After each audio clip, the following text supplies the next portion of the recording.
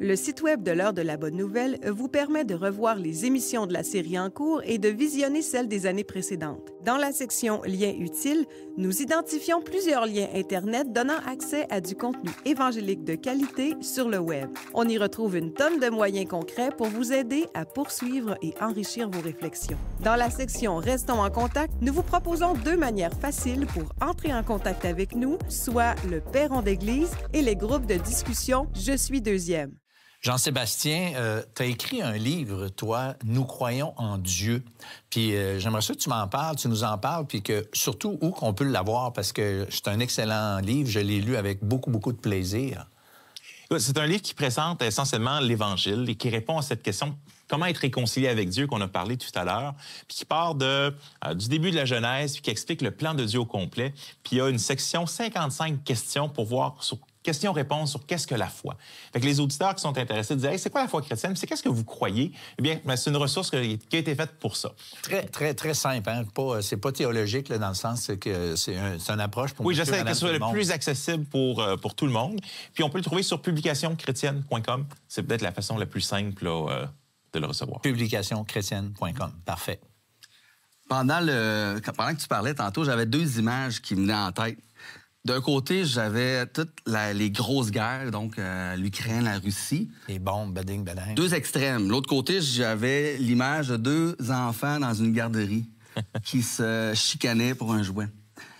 Et entre les 2 extrêmes, on a des ostinages dans notre pays, dans notre province, dans notre ville, dans notre milieu de travail, dans nos familles. Mais le problème fondamental, il est le même partout. C'est comme il a été dit, ça vient vraiment du cœur. Donc, c'est pour ça que je répète ce besoin d'être réconcilié avec Dieu, de régler le problème à la source. Parce que souvent, on essaie de régler les problèmes non à la source. Puis le problème, il continue parce qu'on ne le règle pas à la source. La source, c'est le cœur. Et on doit être réconcilié avec Dieu. Et quand Dieu fait cette œuvre de réconciliation, la Bible dit qu'on devient son enfant. Et quand on devient son enfant, Dieu nous donne une responsabilité de maintenir la paix, de garder la paix. Puis c'est un verset que j'aime beaucoup dans Romains 12, 18, qui dit « Autant que possible, et dans la mesure où cela dépend de vous, vivez en paix avec tous les hommes. » Donc, on règle le problème à la source, on se réconcilie avec Dieu, mais ensuite, on a encore cette responsabilité-là de rechercher la paix, mais tant que c'est possible pour nous. Des fois, il y a des gens qui ne veulent pas, mais il faut rechercher cette paix-là. Il y a un des versets que j'aime beaucoup qui parle d'une clé de la vie chrétienne. L'apôtre Paul va parler de se contenter. Je puis tout par celui qui me fortifie. J'ai appris à vivre dans l'abondance, j'ai appris à vivre dans la disette. Mais quand tu te contentes de qu'est-ce que tu as, tu n'as pas besoin d'avoir la chose de l'autre, puis le territoire de l'autre, puis le pétrole de l'autre, parce que tu es capable d'être contenté. Puis comment être contenté? Mais tu peux juste être contenté en Dieu. Parce que sinon, il n'y a rien d'autre qui peut combler cette soif-là. Tu peux même arriver à te réjouir de ce que l'autre a. Et ça, c'est une étape de plus, mais je veux pas ce qu'il y a, puis je suis content de ce qu'il y a. Puis je me contente de ce que moi j'ai.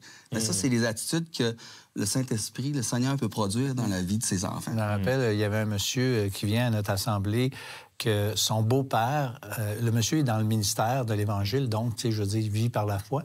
Puis son beau-père, il avait acheté une voiture flambante neuve. Il a été au concessionnaire, puis il a fait choisir, puis il a payé la voiture. Puis moi, je me rappelle, je m'étais réjoui parce que je me suis dit, hey, c'est vraiment, le Seigneur est bon. Il t'a acheté, il t'a permis que tu aies une voiture. Bref, Jean-Sébastien, merci. Martin, merci. Merci à chacun d'entre vous d'avoir été là. Et on vous dit au revoir et à la semaine prochaine pour une autre émission de l'Heure de la Bonne Nouvelle.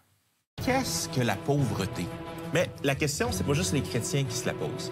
Parce qu'on se pose de plus en plus en tant que société les questions d'égalité et de pauvreté. On est beaucoup plus concernés aujourd'hui parce qu'avec l'avion, l'Internet, les communications, j'ai une bonne idée de ce qui se passe dans d'autres pays. Il y a une immense partie de la population mondiale qui vit dans une situation où ils ont moins de 2 $ par jour. Les riches, ben si je regarde dans le miroir, ben, c'est moi. C'est beaucoup d'entre vous. Y a-t-il une solution concrète à cette pauvreté? Mais en fait, en étudiant plus, je pense que j'en ai trouvé une dans la Bible.